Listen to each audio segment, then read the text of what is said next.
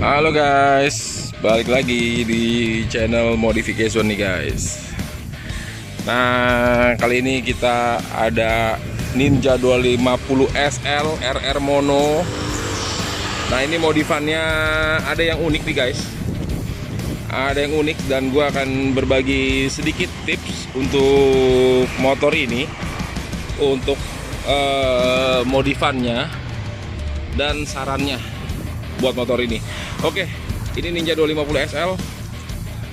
Modifannya ini itu. Nah, sebelum kita lanjut, jangan lupa ya untuk subscribe, like, komen, dan share juga nih guys, supaya kita makin seru nih guys. Nah, gini. Jadi meskipun nih sering lagi ada razia knalpot, ini nggak menghentikan ownernya untuk mengganti knalpot. Nggak terlalu berisik sih, spek Jepang, Yoshimura. Nah, kita bahas dari depan dulu ya guys. Nah, kalau ini modifannya dari depan ini ada winglet. Ini winglet dari Carbon Star. Ini yang udah pasti wingletnya PNP nih guys.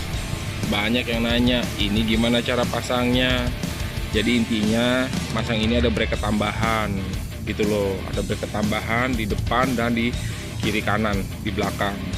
Nah, kalaupun motor ini ngebam, nge-shock gitu ya, ini spakbornya nggak akan mentok sama wingletnya.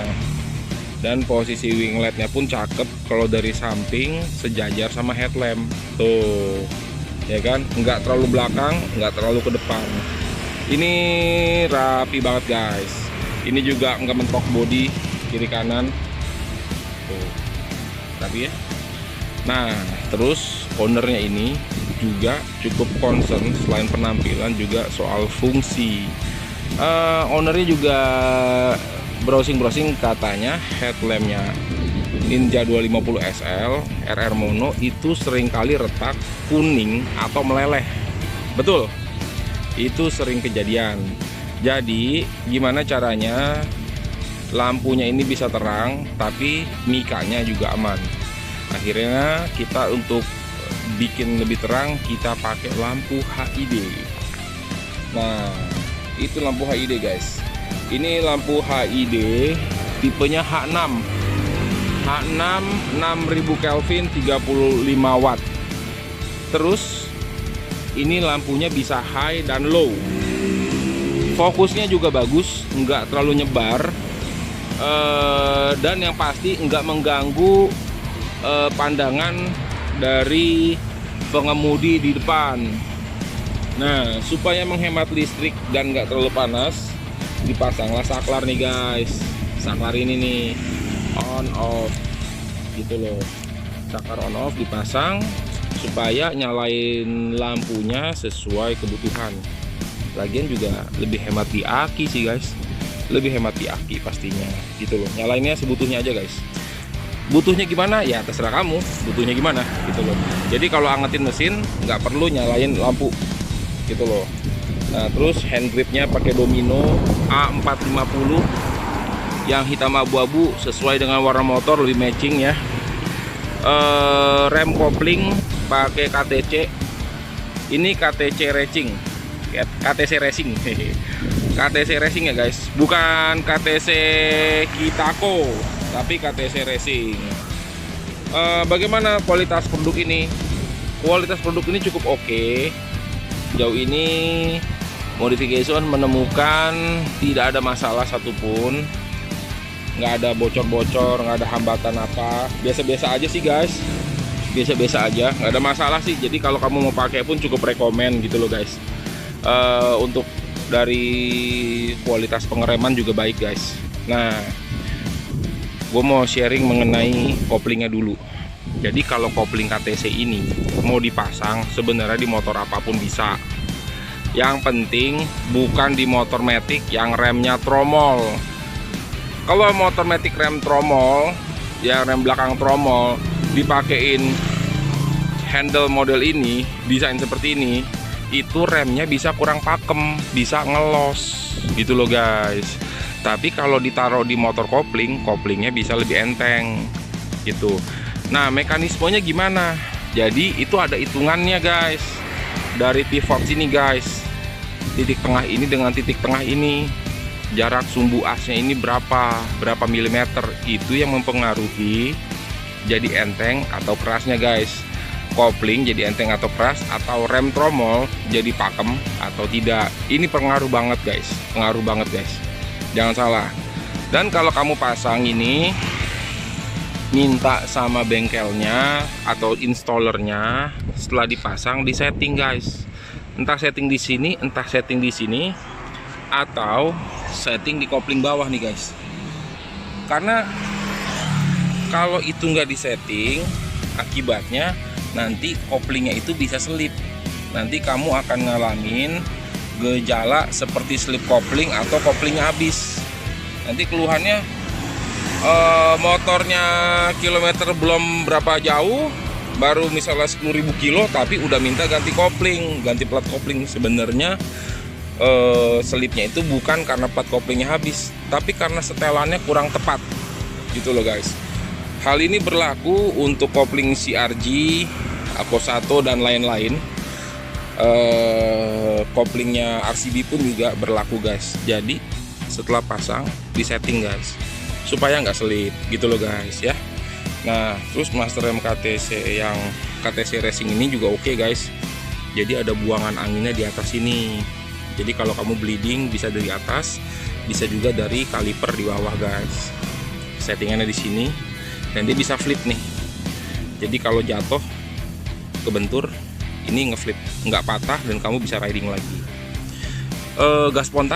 Gas spontannya pakai Kitako, KTC Kitako. Ini nggak termasuk saklarnya guys. Jadi masih pakai saklar yang orinya gitu loh guys. Nah ini sih bisa terpasang, hanya aja dia akan agak sedikit keluar guys, karena gas spontan ini kan ada selongsongnya ya. Jadi selongsongnya itu akan sedikit keluar gitu loh. Ya dengan usaha yang baik dan benar, menggunakan daya pikir, bisa terpasang dengan baik gitu loh guys. Mantap nih gas spontan. Oke. Nah Pro-Guard karbon ya kan.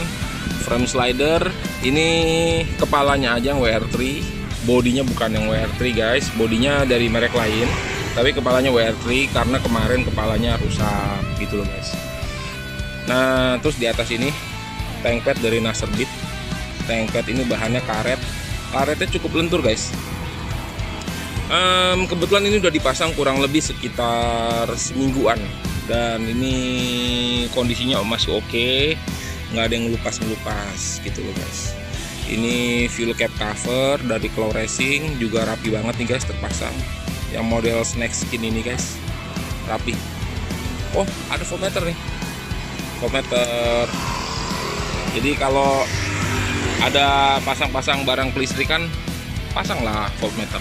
Nggak seberapa kok harganya, tapi bantu kamu memantau kondisi kelistrikan motor gitu loh. Nah ini yang paling menarik nih, knalpot. Terpasang lah knalpot. Ups, jalur pedok WR3 itu M10 atau baut 14.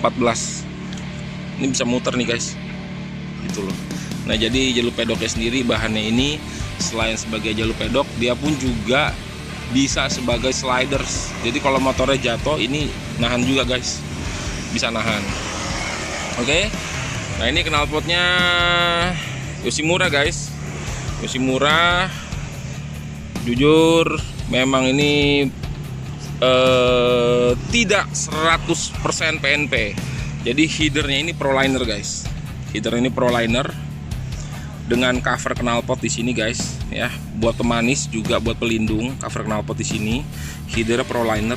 Kalau header Proliner udah pasti PNP tuh ya, baut-bautnya udah ada semua, rapi dudukannya guys. Wup, ada cover radiator, penting lah gitu loh. Nah ini silinsernya Yoshimura, silinser Yoshimura. Bracketnya itu tidak langsung paten nempel di sini. Tuh posisi bracketnya agak kurang pas. Nah dengan segala daya upaya dan peralatan yang ada, kita bikinlah jadi ngepas, jadi rapi nih guys. Ini bahannya yang ini stainless, ini karbon asli, yang ini juga karbon asli. Yang kali ini tidak dipasang DB killer nih guys. Oke. Jadi kita bantu pasang-pasang supaya terpasang dengan rapi dan cakep. Nih kita lihat dari jauh ya. Tuh. Ya kan? Tarikan garisnya cakep nih. Tuh. Jadinya matching guys. Matching banget. Nggak kepanjangan, nggak kependekan. Tebel-tebelnya, gemuk-gemuknya pas, bikin kesan mogenya kelihatan guys. Yuk, kita coba suaranya guys. Oh ya, ngomong-ngomong, jangan lupa ada lampu sen diganti. Oh, jadi kalau pakai lampu sen LED ini, enakan flashernya juga diganti guys. Jadi kedipannya bagus. Nah, flashernya itu ada di bawah jok sini. Agak ribet sih nyarinya, tapi bisa lah. Kita coba suaranya ya, Yoshimura.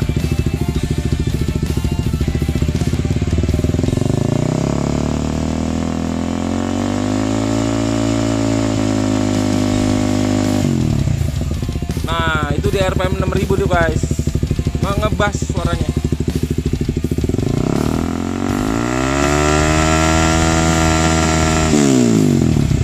Di RPM 10.000 juga suaranya ngebas guys. Kalau dibilang oh suaranya nggak kayak moge, ya jelas lah guys. Ya pasti nggak bakal, karena dia kan silindernya cuma satu, bukan 4 silindernya. Silinder bukan 1, bukan 4, jadinya dan udah 1 silinder kompresi tinggi, jadi suaranya nggak bisa mendengung seperti moge-moge 4 silinder guys. Jadi perlu dimaklumi. Tapi minimal tampilannya keren nih guys, keren banget. Oke guys, kalau mau modif kayak begini atau hampir kayak gini atau mirip-mirip begini, bisa lah main ke modification. Oke, pantau terus Facebook, Instagram, dan YouTube-nya Modification untuk update lainnya guys. Oke, thank you guys.